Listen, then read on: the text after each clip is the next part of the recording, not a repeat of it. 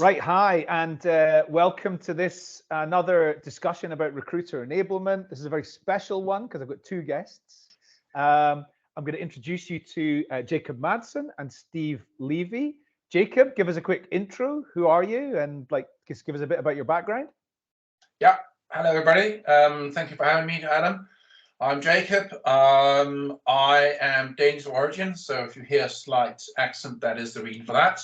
I've been in recruitment for the best part of 20 years, working in a number of different organizations, countries, industries, yeah, anything from large corporates to startups, and cut my teeth on that. Great. Okay, Steve, quick introduction. I am Steve Levy. You will recognize this accent as probably a soupçon of New York with an exceptional amount of French lineage built into it. Yes, I'm first generation American. My family is all from France. I have, like Jacob, I have been recruiting for multiple decades, but I was also an engineer in the early part of my career. I am 15 years as an engineer, 38 years in this godforsaken profession that we all love to hate and talk about. I have been involved primarily in the tech industry as head of sourcing, head of TA, corporate strategy, in addition to engineering. I am one of the co-founders of the Association of Talent Acquisition Professionals. I'm involved in many global sourcing and recruiting communities, and I take a good amount of my inspiration from my engineering background and my engineering training and my engineering experience, and put it to use as best I can in this profession that we call talent acquisition. Thank you. Great. Well, I'm delighted to have you both today. So, Jacob, let's start with you. I posted something on the internet about recruiter enablement, and your response effectively was, in all of my time, we have never had anything like this, and we absolutely desperately need it, right? I don't want to pull words out of your mouth. Tell us your thoughts. Well, I mean, it's very simple. That is that I have been thrown in at the deep end, as you do as a corporate recruiter, a number of times, and I am still to find the organization that has anything in place which you could use for enablement. It's usually go and hire. We have a vacancy, and then you just have to scramble around, try to find whatever means you can to support that process. It usually starts with the intake meeting, on which I know Steve has a lot to say. But I have never come across an organization that had anything in place. So you are usually reporting to HR, and the first place you go to is HR, and you ask them, so what is available? And they will look at you baffled and say, nothing. So, it's everything from, I mean, this was back in the day where, you had to be physically on site, which is coming back into fashion, in terms of jobs, where you say, well, this is how you get to our building. This is how you find us. This is the public transport you can take. This is what you will experience. This is what you have to, wear. This is what you have to do. This is all those kind of things, right? So that's the very basic of it. But more importantly, it's about, being able to tell about the role, about the department, about the organization, where you will fit in, how you will fit in, all those kind of things. I think I'll play over to Steve, because in the intake meeting, one of Steve's favorites is, well, what is it, Steve? What is it? Why should someone leave their current job to come and work here, right? So if you can't tell that to a candidate, they can equally turn around and say, well, I have no real reason to be interested in you.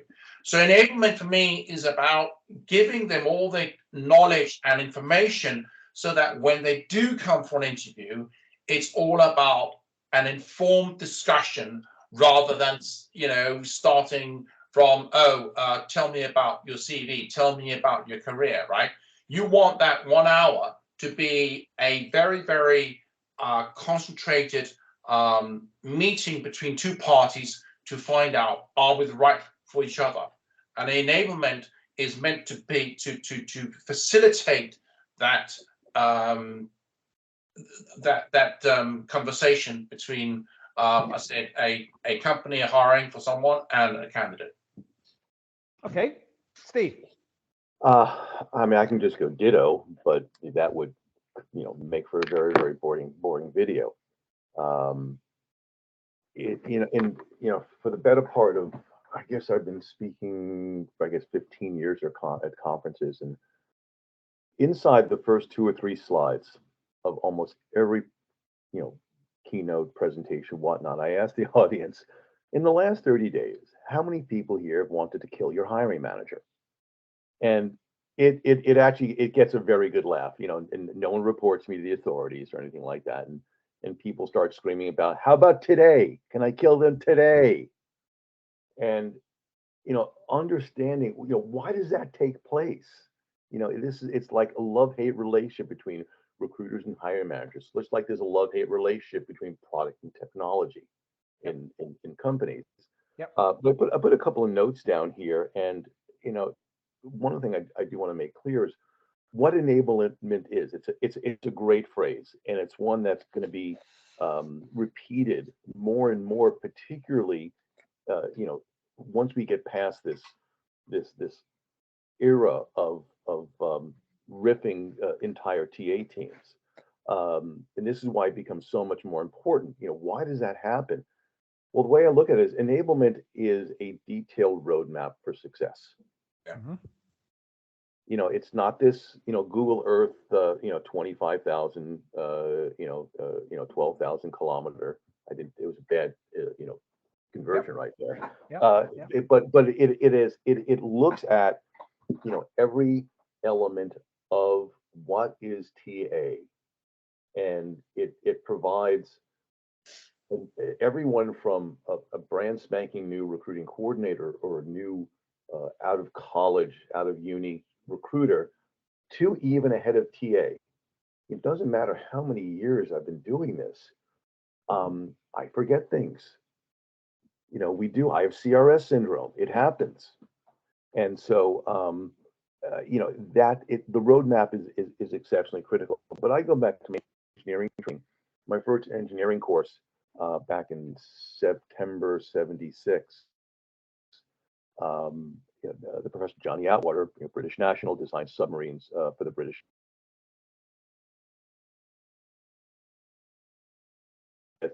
function. And I know we have forgotten that piece. We jump into a search without thinking about, to the example that we spoke offline about, 3 separate people in 3 different countries writing a job description for the same job. We don't have, like in engineering, we use the Atlassian suite. We use Confluence to retain knowledge, to give all the details. This is what a new person, this is what a CTO is going to have to know. It's there in one place. Yeah. We use Jira to be able to track epics and story points and capacity. We don't have those things. One thing that I'll show you, Adam and Jacob, and I might have done already, I built it, borrowing from engineering, the Software Engineering Institute at Carnegie Mellon in the States, capability and maturity model. Yes. For TA. It looks at the beginning, leading, improving, leading, succeeding. Mm-hmm. And it looks at along lines of strategic planning, organizational impact, processes, systems, metrics. Yeah. And think of that as a high blueprint, where it's up to those who are building this wiki, building this Confluence site, to put in all the details. We are missing that desperately. Yeah. In our I definitely think we are. And you gave the example of job adverts and multiple recruiters in the same team writing the same job advert on the same day. It's a real scenario I came across a couple of weeks ago. But you've also got multiple recruiters or sourcers actually in the same team reaching out to people who work for the same company, and learning information about that company, but not necessarily sharing it with each other because they don't have anywhere to store that information. What you would call in sales enablement, battle cards, somewhere where you can store that, competitor information. We reinvent the wheel a lot in talent acquisition, and I think one of the reasons we do that is because of a lack of recruiter enablement kind of thinking. And to your point, engineering enablement is probably where a lot of this started as well. Probably where sales enablement came from. I'm not sure. I'm not sure. It's one of these chicken or egg scenarios, and it really doesn't matter. It's there's, again, it goes to structure begets function. Yes. For sales, the structure of, for example, so the audience doesn't know this, but that you put in place, at iCIMS to tell, so their team can sell candidate ID, that works for that product, it works for that organization. But I think if we peel back all the window treatment and whatnot, I'm certain that there is a core structure to that. Yes. That would benefit recruiting. Just like in engineering, I know there's a core structure. If we, pull it back and start looking, analyzing, and naming the pieces, we're going to see an exceptional amount of continuity between all the different functions. And look, when we peel all that stuff away, it's not that hard. But we seem to make it so difficult because maybe egos get in the way. I was hired to do this, so I'm going to show people to do it, how I do it, and everyone's going to buy into it. And that just is not reality. I mean, one thing, and I'm going to shut up, it's like when we write engaging outreach messages to, and I'm going to use to engineers.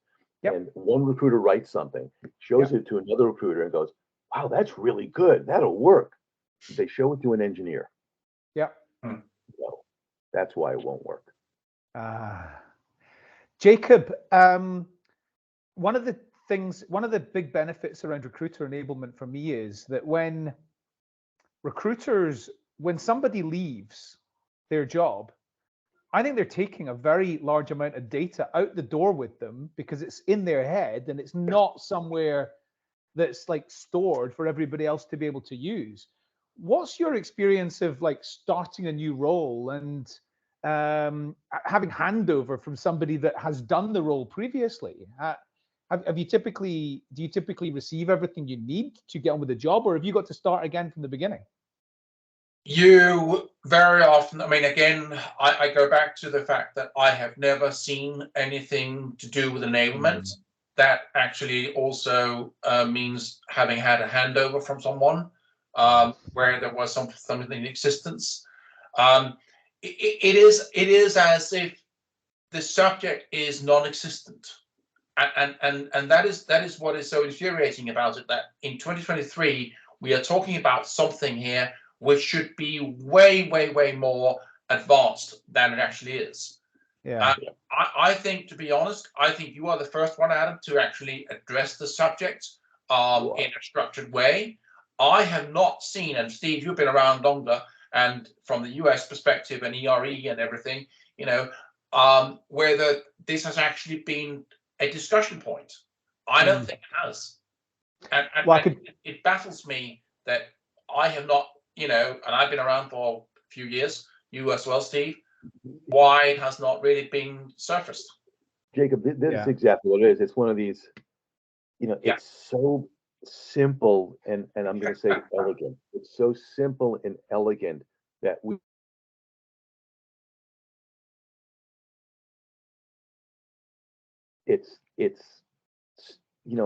want to hack, you want to hit yourself, but I've already had too many concussions. I don't want to do it again. I agree. This is time. We have a good group of people that all of us know in common. We know that pretty much the same people, that they're all going to go. Of course. So yeah, this is right. I agree. I think it is almost so simple that it's been skipped at some point. We seem to have gone to try and solve like more complex and sophisticated problems when this is quite a basic thing that we haven't actually addressed, and we still haven't addressed. I'm not the first to bring it up. I should say this is something that Holland McHugh was talking about on stage, very specifically as recruiter enablement 4 or 5 years ago. But it's something that I'm deeply committed to making kind of mainstream in terms of our thinking for the benefit of talent acquisition.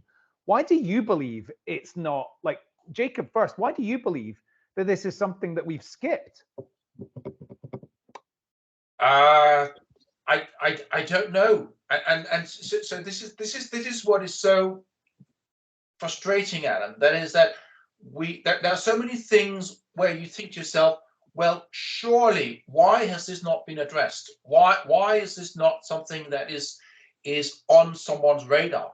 I mean, I would say, and I have to play this back to HR, because HR are ultimately responsible, that it is not even in their sphere.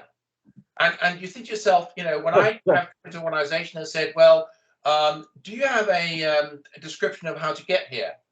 No. Okay, so okay, that's interesting. So yeah, but you're welcome to make one yourself. So okay, thank you very much. Which is where I have then started. And then it has, depending on the organization and the complexity and all those things, then you build it out.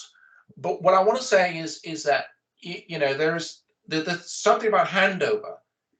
This stuff is not actually necessarily that easy to hand over, because it is something that you sense and you feel and you see. And yes, you can do that, but if you go into large organizations that have maybe 10 or 15 or 20 or 30 departments, you have to try to build something for each one of these, right? So and large organizations are typically very complex, and trying to build something which you can then pass on is not that easy. So that's what I want to say about that. I agree with that, but I think there's a balance. So you brought up a very, very, it might seem like an insignificant issue, but it's a frequently asked question. How do I get to the office? How do I get there for the interview? All you need is one PDF that you just share with everybody, and it goes out as the pre-interview pack, but there's lots and lots of other FAQs, and there's no doubts there's talent acquisition teams all over the world watching this video going, God, yeah, we're rebuilding this every time a candidate comes in for an interview. I'm writing it out again, even if you're just writing it out in 3 sentences to send in an email. That's a total waste of time. Do it once, and then it's done. It is as with everything. Do as you would like things to be done to you. Yes. Yeah, I know. Entirely agreed. But it is right. Okay, I'm going to put myself in the shoes of a candidate. I wonder what they would like to know. I wonder what they may be thinking about. I wonder, blah blah blah blah. Right? It is that simple. And I don't even wonder. I go back to the crappy experiences I've had. and I am like that elephant that never forgets. There are people that we know who have wronged me in the past. I know who they are. You know who they are. I have vowed to never be like them. And part of it is it's what is your personal credo? But can I also say something else, which is, if you are not enabled, your chances of filling a role is actually becoming much more difficult, right? Oh, yes. If you do not have the ability to storytell or to paint a picture as to this is what we're doing here, and I can tell you, I have been working with startups. They are the worst organization to try to sell, because you have to tell a hell of a long story. Now, you have to tell them everything there is to know, and they will be, people that come from large organizations will be skeptical, because why would I consider going to a startup? You know, you have to tell me what is it that is going to be so amazing. And if you can't tell it, they're not going to come. And That's a great point. Scenarios where people have just said, do you know what? I'm sorry, this there's too much risk here.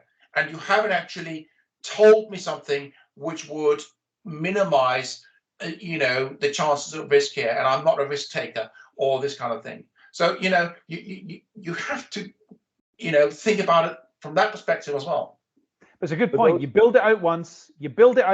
What are the 5 reasons somebody should go from Google to my startup? The 5 things that are the most compelling. One of them might be really de-risking it for them, and then share it with everybody that's coming from Google for an interview, or Meta, or Amazon, or wherever. Yes. I mean, these are your battle cards. I mean, yeah, but it's also objection handling. It's like pre-objection handling. Yes, but that's the battle card. Tomato. Whatever you want to call it, whatever you want the content to be. It's your battle cards. It's your crib sheet. It's objection handling. These 3 things are all the same kind of content. Just like there's a reason why. Exactly, going back to your sales process, that is exactly what they have perfected over many, many, many years, right? Because sales is about getting in the bag, right? And everything that you can come up with for chance of not getting in the bag, you have worked out. Bachelor engineering subject, Steve. This is true. But interestingly, sales enablement is maybe maximum 10 years old. Probably has become quite common and popular over the last 5 years. They're not decades ahead. So it's interesting to know that this, like sales enablement as a discipline, as specific individuals dedicated to this, as technologies dedicated to this, it's not like a 20-year-old thing. You look at a technology like HighSpot might be 10 years old, but I don't think it's more than that. So, I dare to say that I have in enterprise IT company like SAP, I have seen some pretty advanced sales enablement, solutions, which were absolutely down to the tiniest detail, right? And that is that goes back about 15 years. Yeah, I know. And I'll let that at least 20 years and more than that in some of my experience as well. Yeah. Gents, we're going to have to reconvene on this because literally I've got a meeting, but it's going to be great for us to reconvene. Let's do it again in a few weeks' time. Absolutely. I'm going to share this with people. Can't wait to find out their feedback.